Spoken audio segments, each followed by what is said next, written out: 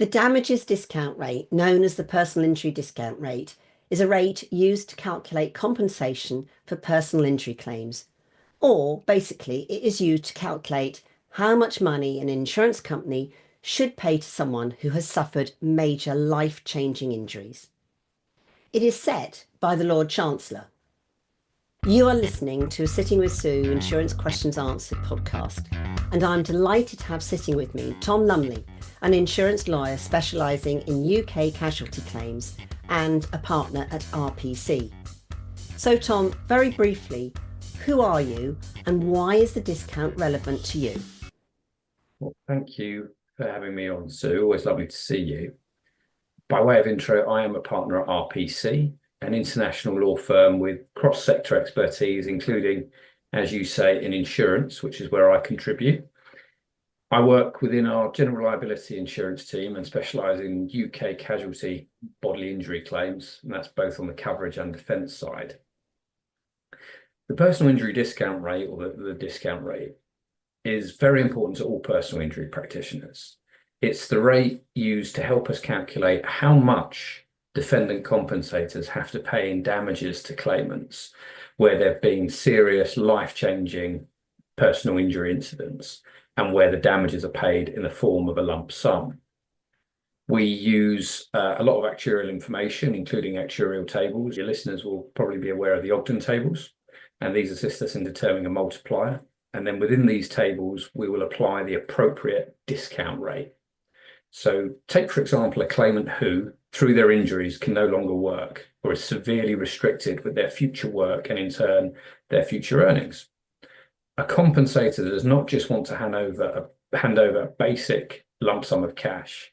As such, could be overcompensating an individual who may be able to invest it and gain substantially from receiving all of their earnings up front.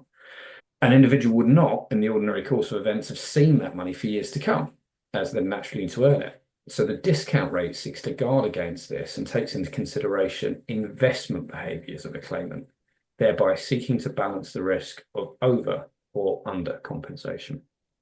So really and truly, it's almost going back to the principle of indemnity, of putting somebody in an indemnifiable position. So the first question then is, the discount rate was issued before Christmas, which it wasn't really expected to be initially. So why was it issued early rather than in the new year? Perhaps a little bit earlier than some people were expecting, but given the previous announcements in 2017 and 2019, I think perhaps a lot of people felt it was early, but upon reflection, with the Christmas period and year end and looking at the 2017, it perhaps wasn't that early. It was something that we'd all been eagerly, and with all of the press, the legal press on this, something we were all eagerly expecting the announcement.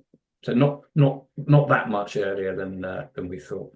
All right, so it caught me on the hop, but it didn't catch others on the hop then. So can you just remind me, what is the percentage terms now, and why do you think that percentage was chosen?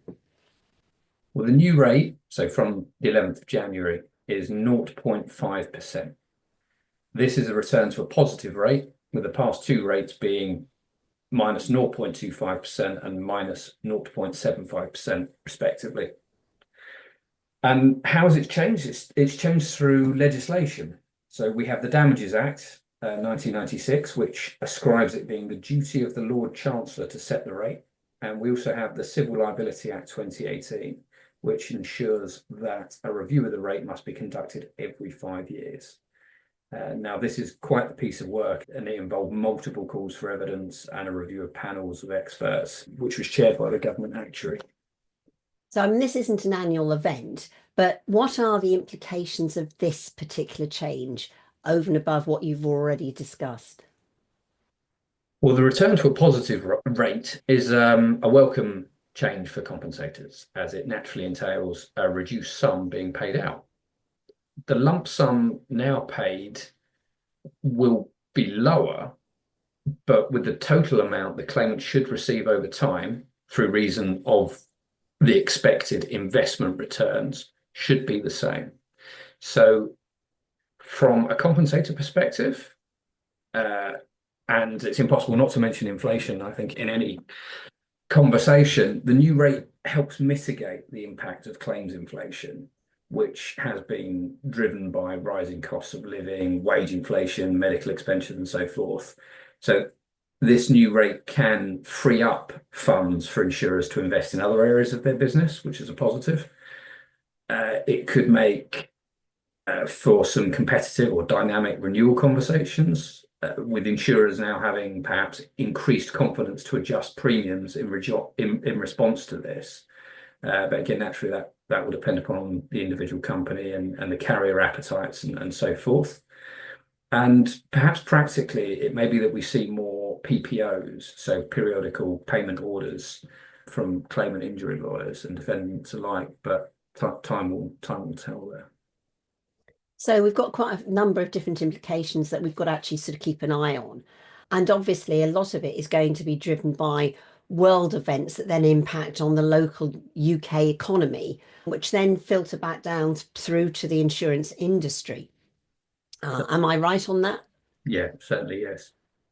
So I suppose we're recording this on the day that Trump is in his inauguration ceremony. So it could be quite an interesting few months, but we obviously won't see a change really quickly because it does take time.